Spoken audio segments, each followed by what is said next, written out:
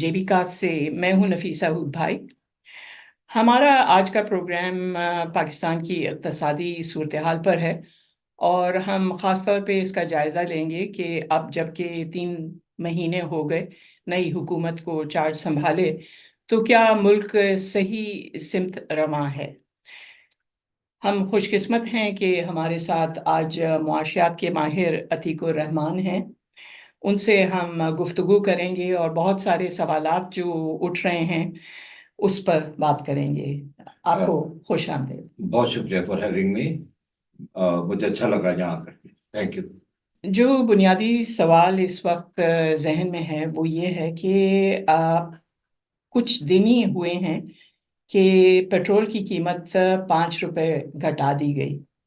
अब हमें इल्म है कि दुनिया भर में क्रूड ऑयल की जो कीमतें हैं वो गिरा दी गई। यकीनन इसका फ़ायदा पाकिस्तान ने लिया, लेकिन जो आम इंसान के जहन में ख्याल आता है वो ये कि महंगाई वैसे के वैसे बरकरार है, तो क्या अफराते ज़र अब जबकि किसी कदर कम हुई है, क्या कीमतें भी कम होंगी।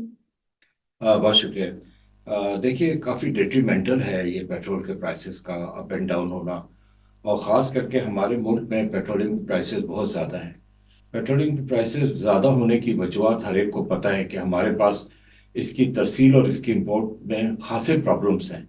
इसको आसान बनाना होगा, वरना लोग परेशान से परेशान होते रहेंगे। सबसे बड़ा मसला ये है कि हमारा जो पेट्रोलियम के प्राइसेस बढ़ते हैं तो उसका डायरेक्ट इफेक्ट एक कॉमन आदमी पे पड़ता है, पूरी मईशत पे पड़ता है, इन्फ्लेशन के बढ़ने पे पड़ता है।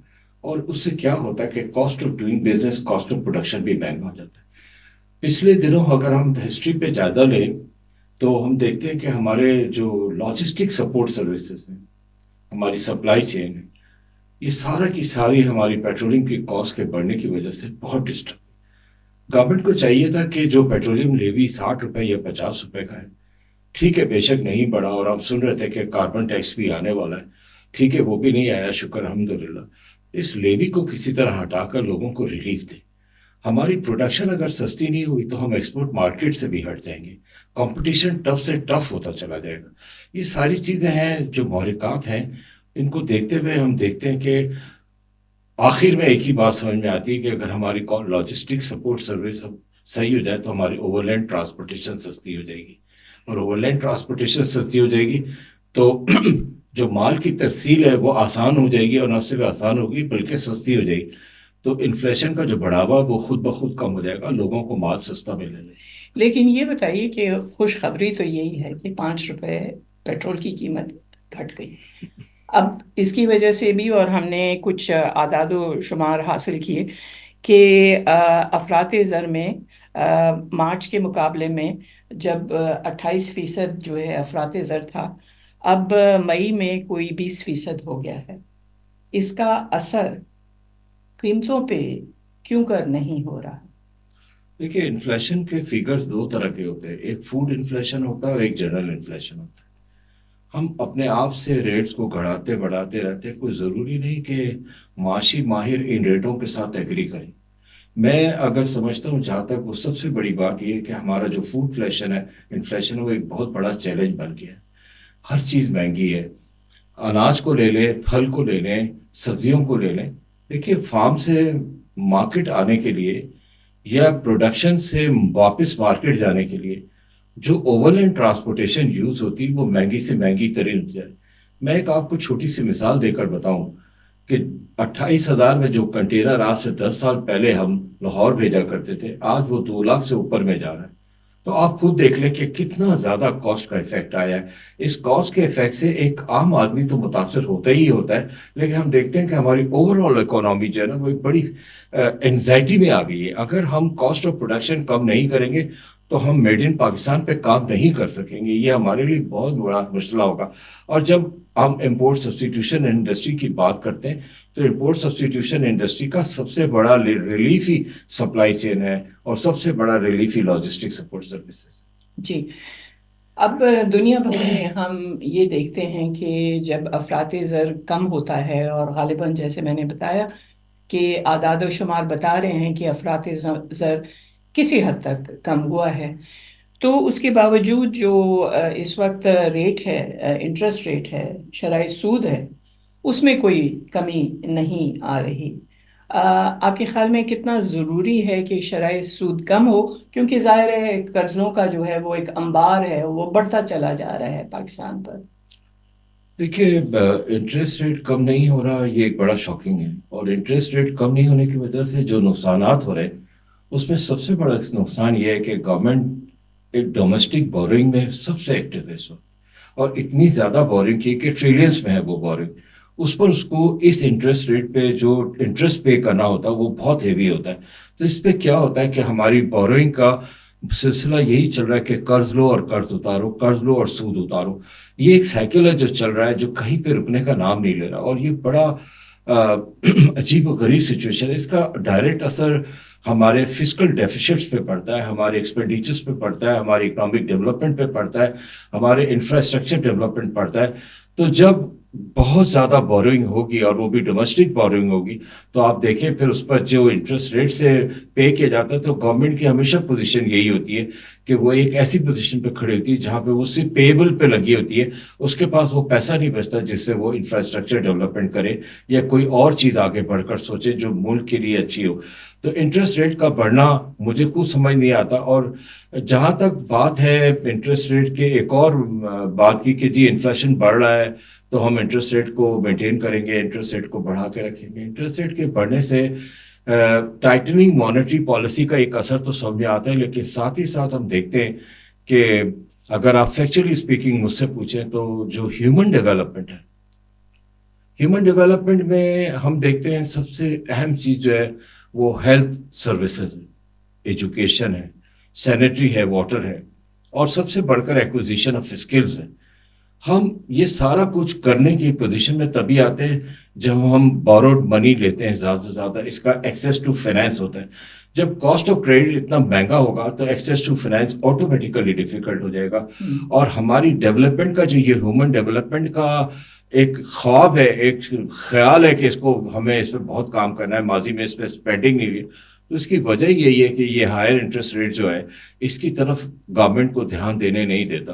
تو ہائر انٹرسٹ ریٹ کسی طرح بھی فیزیبل نہیں ہے اور کسی طرح بھی ہمارے لیے فائدے مند نہیں ہے۔ ہمیں کسی نہ کسی طرح ہمیں انٹرسٹ ریٹ کو کم کرنا ہے۔ یہی میں آپ کو روکوں گی کہ آپ نے کہا کسی بھی طرح سے فائدہ مند نہیں ہے، لیکن ہمیں یہ بھی پتہ ہے کہ اگر انٹرسٹ ریٹ بڑھا ہوا ہے تو باہر کے جو سرمایہ کار ہیں، جو اپنی دولت کو مزید ملٹیپلائی کرنا چاہتے ہیں، وہ یہاں سرمایہ لگائیں گے، یا پاکستانی نژاد کے لوگ جو ہیں وہ اپنا پیسہ بینکوں میں ڈالیں گے۔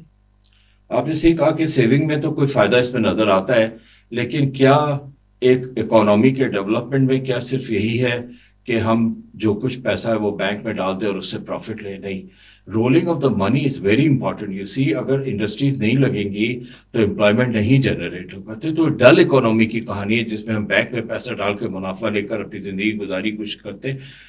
اس ڈل اکانومی سے ہمیں نکل کر ایک ایکٹیو اکانومی کی طرف جانا ہوگا، اور اس میں یہی ہے کہ ہم اپنے ایگریکلچر پہ زیادہ زیادہ انویسٹمنٹ کریں، ٹیکنالوجی ٹرانسفر کریں، ساتھ ہی ساتھ ہم اپنے انڈسٹریلائزیشن پہ دھیان دیں، اپنی پروڈکشنز کو بڑھائیں، امپورٹ سبسٹیٹیوشن انڈسٹری کو بڑھائیں، ویلیو ایڈڈ کو بڑھائیں، اور ساتھ ہی اس میں کیا ہوگا کہ ہمیں جو سب سے بڑا فائدہ ہوگا وہ یہ ہوگا کہ ہماری جو یوتھ، ہم کہتے ہیں کہ ہمارے پاس جو 55% لوگ ہیں وہ ینگیز ہیں، یوتھ ہے، تو اس کی امپلائمنٹ کی اپارچونیٹی پیدا ہوگی، ورنہ وہ پڑھ لکھ کر کہاں جائیں گے، ان کو کون اکوموڈیٹ کرے گا اگر ایکسپینشن آف انڈسٹری اور مینوفیکچرنگ ایکٹیویٹی اور ٹریڈ نہیں آگے بڑھے۔ اس میں ٹریڈ، امپورٹ، سب کچھ کو ہمیں آگے بڑھانا ہے، اور یہ ایک ہی طرح سے پاسبل ہے جب ہم کچھ ایکٹیویٹی میں لگیں، اور اکنامک ایکٹیویٹی بہت ضروری ہے۔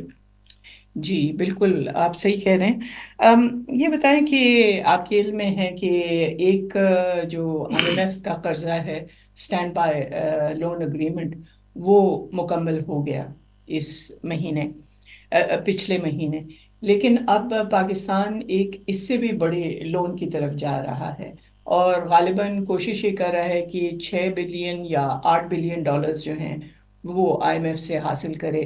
آپ کے خیال میں یہ ایک اچھا فیصلہ ہے پاکستان کا اس کی طرف جانا؟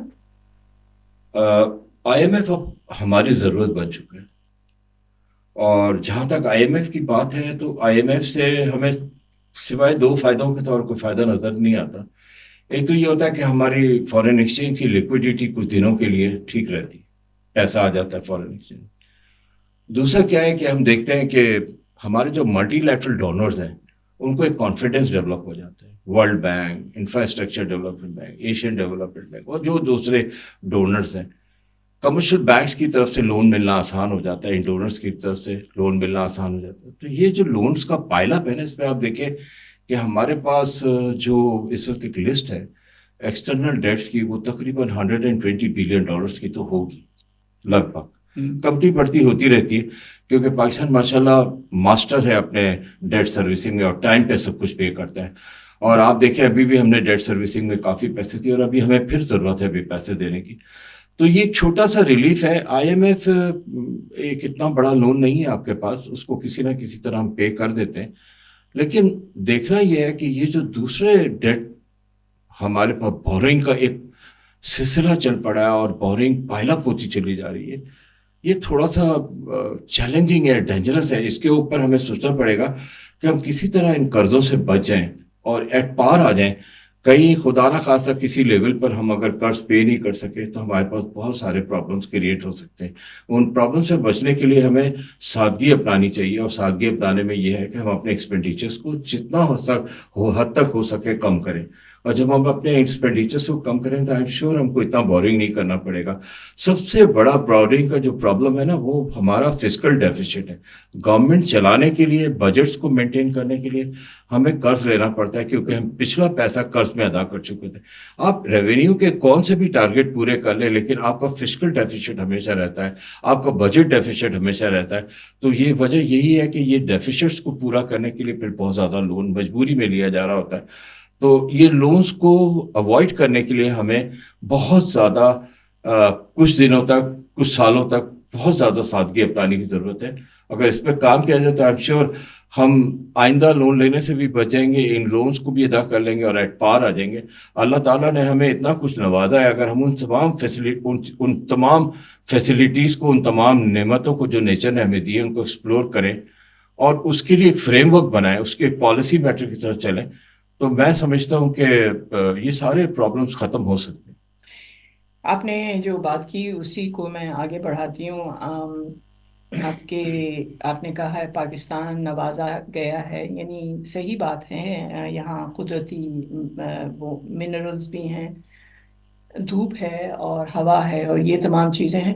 اب آپ کے خیال میں پاکستان کے لیے کتنا ضروری ہے کہ وہ ماحول دوست ٹیکنالوجیز اپنائیں, کیونکہ موسمیاتی جو تبدیلیاں ہو رہی ہیں اس سے پتہ نہیں چلتا ہے کسانوں کو کہ کب انہیں بیج بونا ہے, کب فصل کاٹنی ہے.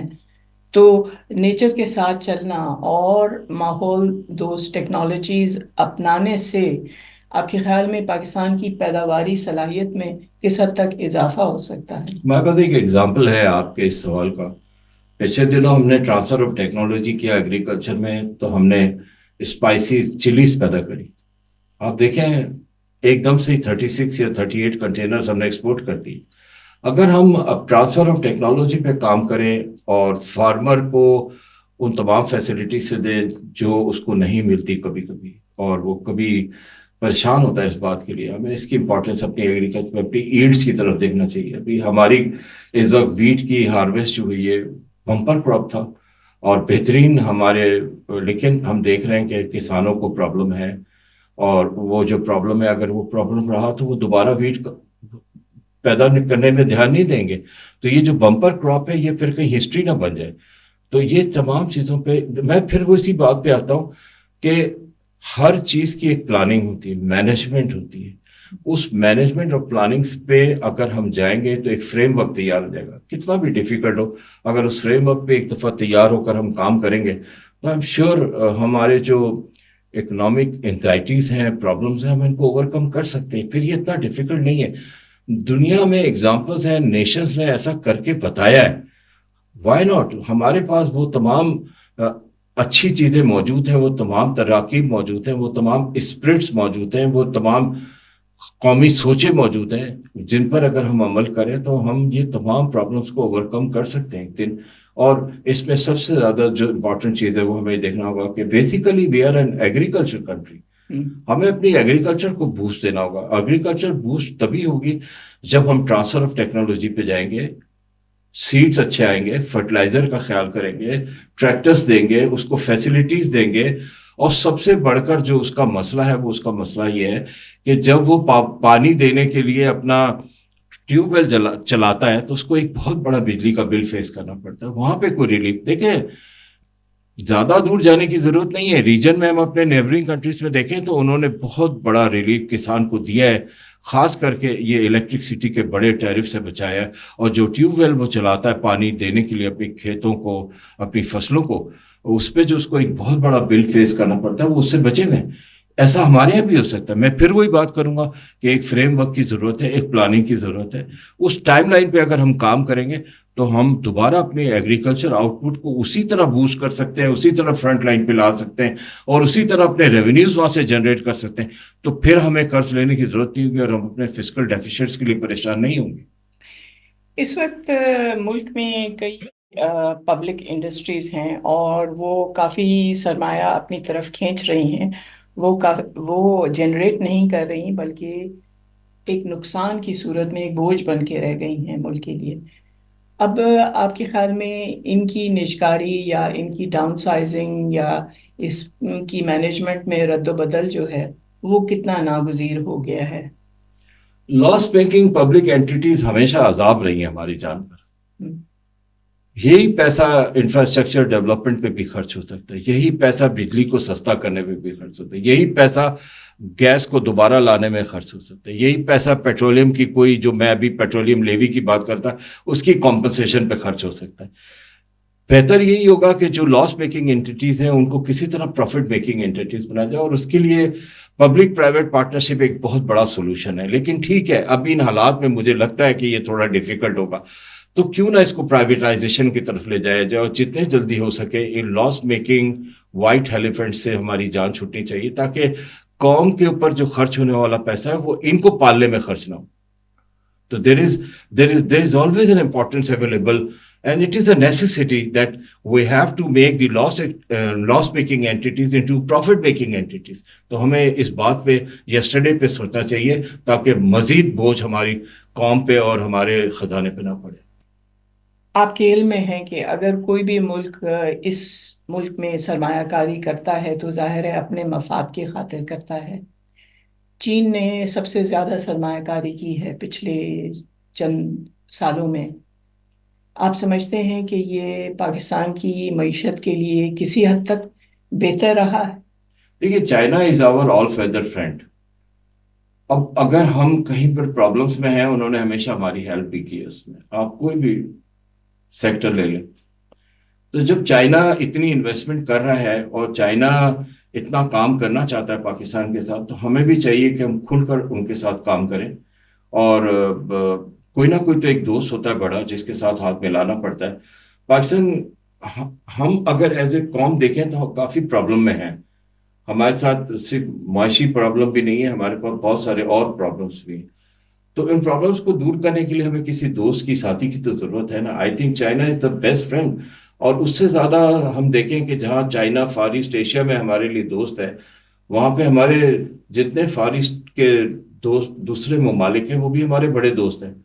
اس میں ایک بات میں کہتا چلوں کہ وہ بات یہ ہے کہ ہمیں اپنی ایکسپورٹس کو بڑھانے میں بہت دھیان دینا چاہیے. جو کہ معیشت کی بات ہو رہی تو اس بات پر دھیان دینا, اور اس میں ہمارے پاس صرف سینٹرل ایشین کنٹریز ہمارے دوست نہیں ہو سکتے, ہمارے فار ایسٹ کے ساتھ بڑی دوستی ہے, فار ایسٹ ایشیا کے ساتھ.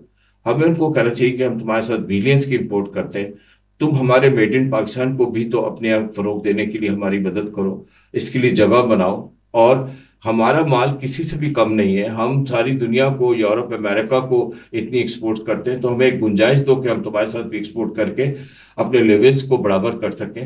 تو یہ ایک بہت اچھا ہے. دیکھیے, چائنا اس کا ایک حصہ ہے, چائنا فار ایسٹ ایشیا کا ایک حصہ ہے. تو آئی ایم شیور جب ہم چائنا کے ساتھ اپنی ٹریڈ کو اتنا مضبوط کر سکتے ہیں, اور میں پھر یہی کہوں گا کہ ایک بہت بڑا ڈفرینس ہے ٹریڈ میں چائنا اور پاکستان کے درمیان, ایک گیپ ہے, اور وہ گیپ امپورٹ ایکسپورٹ کا ہے. لگ بھگ $7 بلین کی تو ہم امپورٹ ہی کرتے ہیں ان کے ساتھ، اور $1.7 بلین کی ایکسپورٹ کرتے ہیں. یہ اتنا بڑا ٹریڈ گیپ ہے. اس ٹریڈ گیپ کو بھی ہمیں فل کرنا ہے، اور چائنا کے ساتھ بھی کہنا ہے کہ وہ ایکسپورٹ کے لیے ہمیں اپارچونیٹیز دے. صرف آم اور چاول نہیں ہمارا ہوتا، کینو نہیں ہوتا، ہمارے پاس اور بھی بہت ساری پروڈکٹس ہیں، اور ہمیں دیکھنا پڑے گا کہ ہم اپنی پروڈکٹس کی کوالٹی کو کتنا زیادہ امپروو کر سکتے ہیں تاکہ ہم ان مارکیٹس کو کیپچر کر سکیں. مارکیٹس کو کیپچر کرنا بہت ضروری ہے. ایکسپورٹ ایک بہت بڑا سولوشن ہے ہمارے پاس، اور ایکسپورٹ میں آئی ٹی ہے، ایگریکلچر ہے، انڈسٹریز ہے، مینوفیکچرنگ ہے، امپورٹ سبسٹیٹیوشن انڈسٹریز ہے، میڈ ان پاکستان میں بہت ساری چیزیں آتی ہیں، ہماری کاٹیج انڈسٹری آتی ہے. یہ ساری چیزوں پہ ایک بہت پلاننگ کے ساتھ کام کرنا ہے، اپنی ایکسپورٹس کو آگے بڑھانا ہے. اور ایکسپورٹ بڑھانے کی جو کوششیں کی جا رہی ہیں اس میں سب سے بڑا ہنڈرنس جو ہمارا ہو رہا ہے وہ ہمارا الیکٹرک کے ٹیرف ہے، گیس کے ٹیرف ہے، پیٹرولیم کے پرائسز ہیں، اور انٹرسٹ ریٹ ہے جو ہماری معیشت کو آگے بڑھنے میں بہت بڑا پرابلم کریٹ کر رہا ہے. اچھا، تو آخر میں باتوں کو سمیٹتے ہوئے آپ بتائیں کہ 2023 میں کافی نا امیدی تھی اس ملک میں. اب جو بالکل تازہ رپورٹ آئی ہے بلومبرگ کی، اس میں یہ انہوں نے لکھا ہے کہ پہلی مرتبہ 3 سالوں میں افراط زر پاکستان میں گھٹا ہے. آپ کیونکہ اس سرکار کو 3 مہینے ہو گئے، اور ظاہر ہے ایک رپورٹ کارڈ بھی جاری ہوتا ہے، بنیادی طور پہ آپ کے خیال میں پاکستان صحیح سمت رواں ہے، یا ابھی اس کو بہت زیادہ کام کرنے کی ضرورت ہے اس سے قبل کہ عوام کو فائدہ موصول ہو؟ کام تو بہت زیادہ کرنے کی ضرورت ہے، اور کام ہو بھی رہا ہے. اور ہم دیکھ رہے ہیں فورن ڈائریکٹ انویسٹمنٹ جو ہمارا سب سے بڑا شارٹ فال تھا ہمارے پاس. ہم دیکھیں زمانے سے foreign direct port folio investment temporarily ضرور آتا ہے، پھر واپس چلا جاتا ہے، لیکن جو سب سے امپورٹنٹ ہے وہ ہمارا foreign direct investment. Local investment ہو چاہے انٹرنیشنل انویسٹمنٹ، اس وقت انویسٹمنٹ کی بہت ضرورت ہے. تو ہم دیکھ رہے ہیں کہ نئے نئے وینچر سامنے آ رہے ہیں. یہ قابل ستائش بات ہے، اور یہ تبھی آ رہا ہے جب کچھ کام ہو رہا ہے، ورنہ ایسے تو نہیں آتا ہے. تو آپ دیکھیں سعودی عرب بھی انٹرسٹ لے رہا ہے، دوسرے ممالک بھی انٹرسٹ لے رہے ہیں، چائنا بھی انٹرسٹ لے رہا ہے، اور ہم آہستہ آہستہ دیکھ رہے ہیں کہ انویسٹمنٹ اٹریکٹ کرنے میں کامیاب بھی ہو رہے ہیں. ٹھیک ہے، ہمارے پاس جو اپارچونیٹیز ہیں اللہ تعالیٰ نے ان کو نوازا ہے، پھر ان کا ذکر ہوتا ہے کہ جس میں ہماری منرل ہے، ایگریکلچر ہے، ہماری آئی ٹی ہے، اس میں کافی پوٹینشیل ہے، اس میں کافی اوپننگز ہیں، کافی کام کرنے کی ضرورت ہے. اگر اس کو ہم کسی ایک فریم ورک کے تحت، پھر وہی بات آتی ہے فریم ورک، کسی پالیسی کے تحت کام کریں تو اس کا آؤٹ کم اور اس کا ریٹرن بہت اچھا ہو سکتا ہے.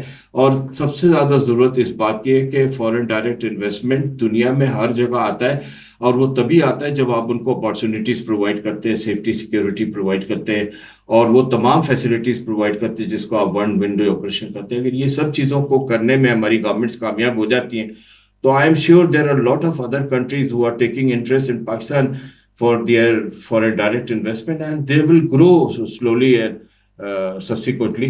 تو ایک اچھا ہو سکتا ہے، پیسہ آئے گا، ڈیولپمنٹ ہوگا، چیزیں چلیں گی، ہمارا ملک ترقی کرے گا. جب ملک ترقی کرے گا تو سب لوگ ترقی کریں گے. بہت شکریہ. ہمارے ساتھ تھے ماہر معاشیات عتیق الرحمان. آپ نے وقت دیا اور بہت کام کی باتیں کی.